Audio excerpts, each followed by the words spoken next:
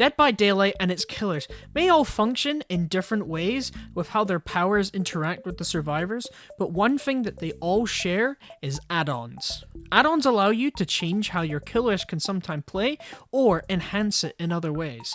But today, I found free add-ons that change your power in a negative way, but I've managed to change it into a positive with these builds crafted around the very idea of the add-ons. So, I hope you enjoy. Alright, so we have Trapper. Trapper has a very, very funny add-on, and a very, very interesting add-on, that being Padded Jaws. Padded Jaws effectively removes the ability for survivors to be injured via your bear traps. But in exchange, it does open the door for a very, very funny interaction with a perk that I think people may not be super hyper aware of at the moment. What I can do is I can go ahead and use Padded Jaw with a usage of Save the Best for Last. And with Stabiffle, as I'm going to be calling it from now on, I can go ahead and whenever 11 here walks into a trap, I can go ahead and just pick her out and lose 0 stacks of Stabiffle. Or I think I only use 1 stack. I'm not super hyper aware of how it works. Either way, it's a very fun way of it working. And to make this slightly easier on my sanity, I'm going to be pairing it up with Iridescent Stone. Iridescent Stone obviously being the add-on that auto rearms your traps. So I don't need to do that myself. And therefore, I can go ahead and just place down my traps and get on with business, as they say. I'm gonna go ahead and place down some more traps. Just putting them wherever I feel they may work to my advantage. Obviously, I've had a lot of games playing as Trapper today, and not all of them have been going so well. As you can see here, Fang gathering my attention. Completely messing the flashlight, though. But what I will do is I will keep placing down my traps. Therefore, making it slightly harder for them. And she... Well, you just walked into a trap I literally just set. Now, didn't you, Fangman? That's not the matter, though. A down is a down. No matter how you get it, it still works. We'll just bring her on over here. And chuck her on up. Obviously now we're getting some stacks on Stabiffle, thankfully. What I'll do though is I'll turn back the clock, that generator, and start chasing our other Fang friend over here. I imagine she's just gonna camp this pallet, or not. She isn't. Which allows me to get the pretty damn fast down on her, and now we're at 4 stacks of Stabiffle. Got 3 downs so far. This is going a lot better in some of my previous games on Trapper, I must admit. What I will do, though, is I will start venturing out. We don't stop that, unfortunately. 11's running Shack? She can have that. I'm not super interested in running Shack today. We can see there is some scratch marks leading in this direction. It looks like they're going for the unhook, or it looks like they're already at the unhook. What I'll do is I'll wander on over here and apply the needed pressure. Get flashlight blind. Oh, I'm running into a rock. No. Well, she's not gonna make it to anything. So we do get the free hit there. And we get a free trap, as I'm gonna go ahead and waltz on over. Get our free hit there on 11. And I am gonna just down her there. We do see her though. She's gonna go ahead and pop that. And I'm gonna go ahead and just run her around this like normal. And therefore I get the free hit there. She doesn't know. Everyone's falling in my traps right now. What the hell is going on? This is pure ludicrousy right now. I'm gonna just forego this and just pick her up. Because why not? How did that just happen? I am super surprised. We do hear the Fang Give her a slap on the back. 11's gonna start running away. That's fine. And 11 falls into another trap of mine. These traps starting to pay off in a big way as we don't lose any stacks there because she hopped into our trap. You can hear the Fangman. There she is. Pick her on up and take her on over to this hook over here. And there we go. Starting to really build up some strong momentum here as we get another trap on a completely unrelated survivor to who we were chasing. Hello, Sherry. Or Cheryl. I keep messing up Sherry and Cheryl. Two different franchises, unfortunately. Batteries included, though, coming in handy, giving us the needed speed to get around the loops fast enough. And this game went from looking pretty bad for us to complete 180. It's now entirely in our favor. As we see the other Fang comes, she doesn't go for the unhook immediately. And, well, now it's just 11. Our trap's paying off in a huge way. It's now everyone's on dead hook, and it's just 11. Can do, though, is we can come over here, get that. She was near shit. I imagine that they're gonna go for her, which is completely cool by me. Get my 8th and final stack of Stabiffle. She is gonna try and take a protection hit, that's fine, but that doesn't really matter. I'm able to just shred her. She's giving me the tea bags. I don't really mind that at all. As you're just gonna walk into another track as Fang Min runs into another trap. And this is now just turning into musical chairs. We get another hit there on her. Cheryl's down. There goes the Fang. And here we have 11. Realizes there's a trap, but there's nothing she can do. And that is the game. What an absolute turnaround of events there. Looking pretty fine at the start, but then the traps just completely finding all of them. And I did manage to get padded jaw value. I managed to keep my stacks sometimes when picking up the 11. Gonna go ahead though and pick up all of our good survivor friends here, and let's get this Mori on our fuzzy friend, the Naughty Bear. Oh my, Naughty! Aren't we having a marvelous day?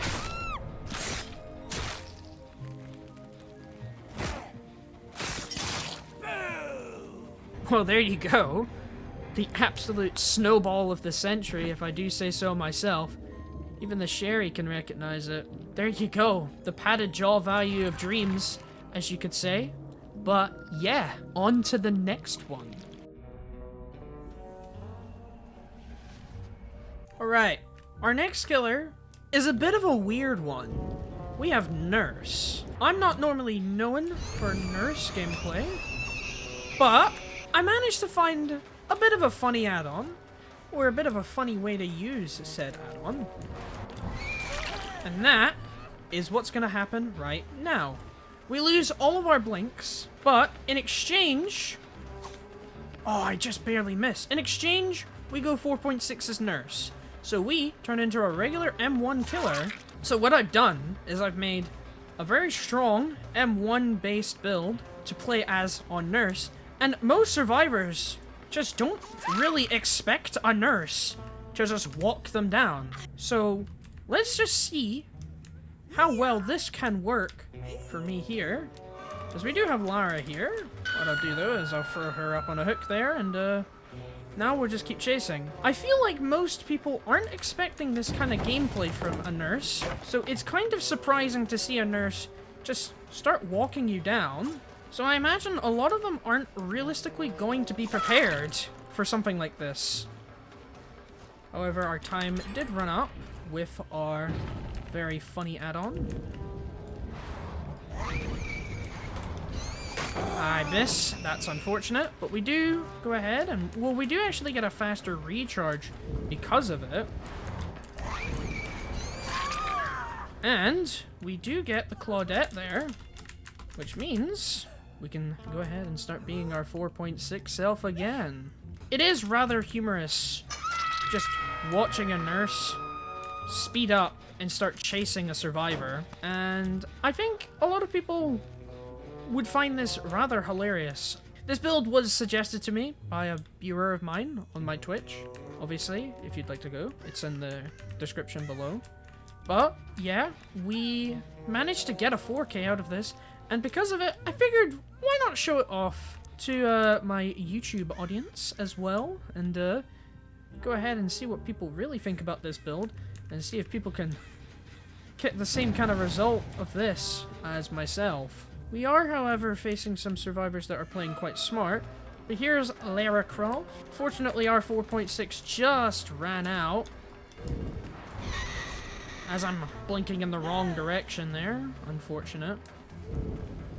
She is going to go ahead and use her time pretty damn well. I'm obviously not used to Nurse. I don't really know the timings. So I imagine this is going to be... Well, I imagine this is going to be hard for me, so... What I'll do is I'll go ahead and venture right back on over to main and see if I can find our friends. We do see some of them down there. As we do hit the Yungjin Lee, or Li Yungjin now as she's called, and we are just going to be able to speed up here. Even with batteries included, we are now just going to walk down this Yungjin.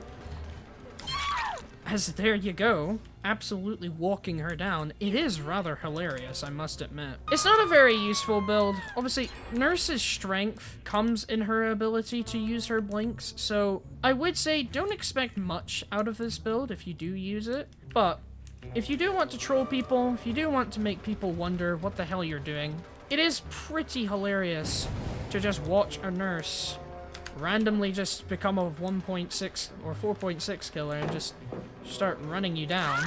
As most people are just never really going to expect a Nurse to do something like this. What I am going to do though is I'm going to bring her straight back on over here. We are in a bit of a situation. Everyone is one hook, which is neato. But the issue lies in the fact that, well, we're not doing super well with our hooks. We need more hooks. That's pretty much what I'm trying to say. I don't know why it sounds so goddamn complicated. We do get Meg there. And obviously Meg will run like that. But what I will do is I will come over here. Get another hit on our Claudette. And what this allows me to do is just go ahead and hook her. They are going to try and blind me, which I can respect them for trying. Giving us another hit. Obviously, it is a dead hard. So not exactly the greatest for us. See if I can bait her out. There we go. We now have 4 stacks of Stabiffle. And what I will do is I will bring her on over. And now... Well, now we're locked in for the long game. Now we're defending these free generators. As we get another hit on Meg here. Actually, our ticket to victory might just be through this Meg. As we do down her, which is not super great for them. Because she's dead. Giving up this pallet. What I am going to do is I'm going to use this to zip on over. And obviously, just kind of chill. No need to worry super much. I can get my hit there, though. This is starting to look really bad for them. I mustn't lie. We can hear a Lara Croft. Oh, I just barely miss her. Super unfortunate. What I can do, though, is I can just go ahead and hook her. And obviously, this is where things get more interesting once again. We now have a really strong position, I would say. And we are going to be moving faster than people. So this might get interesting really fast. There's only one way to not find out, after all. They have, however, given me a pretty good gen spread. I mustn't lie. They did choose to only do the gens on that side of the map. So I can kind of just chill here and dictate the pace of my match here. Well, I think Lara may have decisive... Oh, she has head on. Well, that's smart of her. I'm not gonna stick out here for super long. I don't think this will be great in the long haul. We will get the hit, though, which will speed us up, and we are getting batteries included. She's gonna run back. Go ahead and take the hit with Dead Hard. And I don't think she's expecting this nurse to be so goddamn fast. Gonna go ahead and bring over Claudette. Well, Claudette's dead. Now it's just me, a Lara, and a Yunjin. And they're both down there. They are working on that generator. And I'm gonna go ahead and stop that right now. As we run into the Yunjin, and this is where our build starts to shine. As we are gonna get Yunjin downed, and thanks to our extra speed, we're able to get the Lara Croft. And once again, that is the game. Very nice. Managing to get value out of everything in this build. Brutal, rapid, batteries, and save the best for last. And we even get the Mori.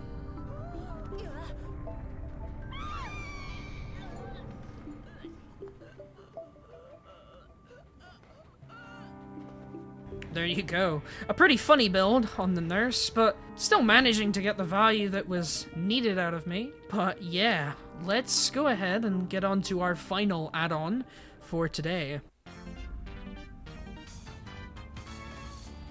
Alright, our final build involves a very fun and buffed add-on.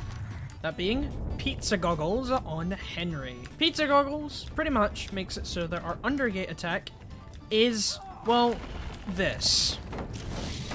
It's basically useless in trying to go ahead and get hits with it, but the upside is that we get it pretty damn often. So what I can do is use it for mobility, which is something that I really enjoy about this power, especially since the delay of getting out of it and being able to attack is decreased as well.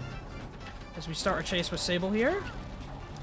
She runs straight into our attack. Is this the 4-tap? Yes!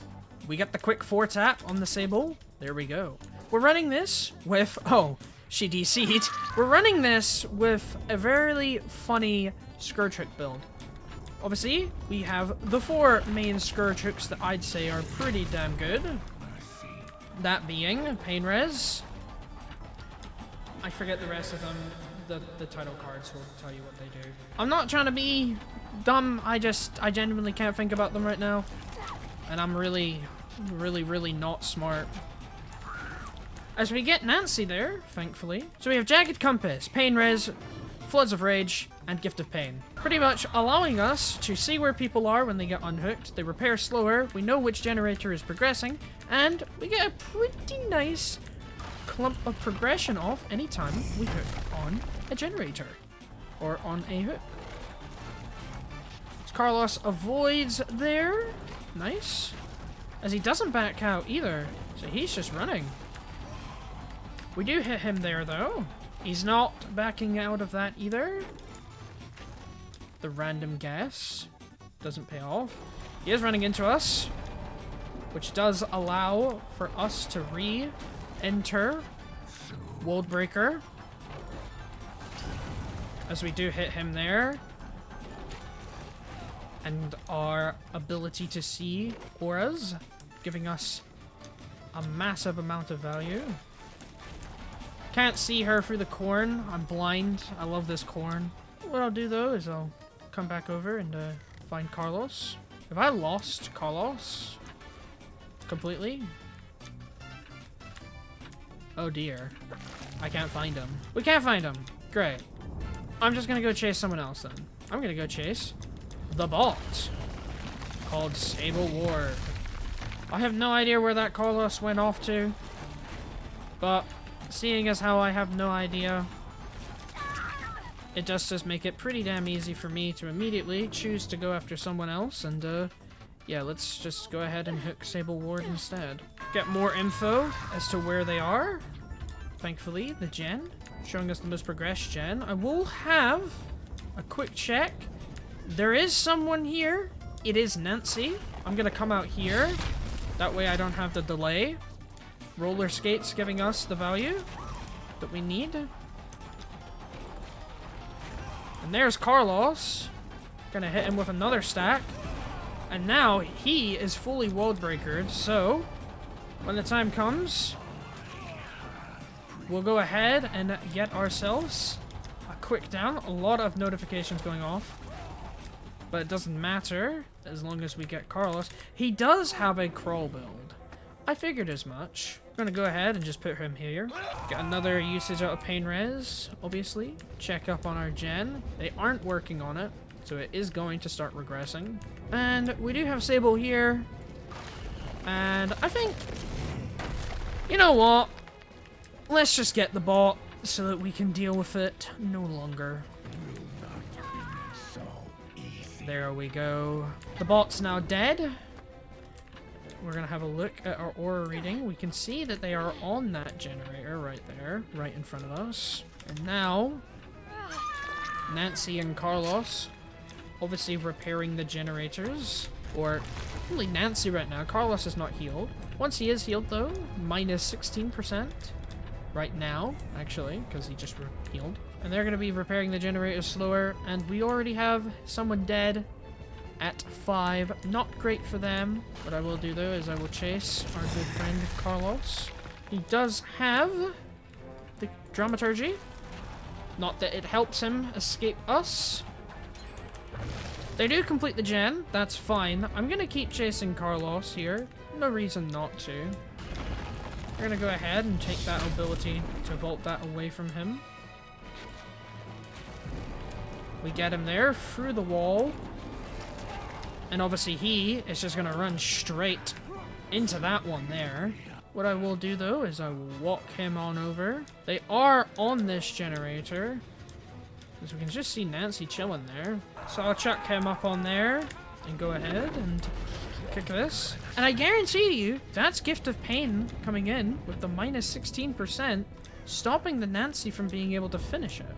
We don't know where Nancy actually went, but that's not really that much of a concern, considering the fact that they are already in a terrible position as it is.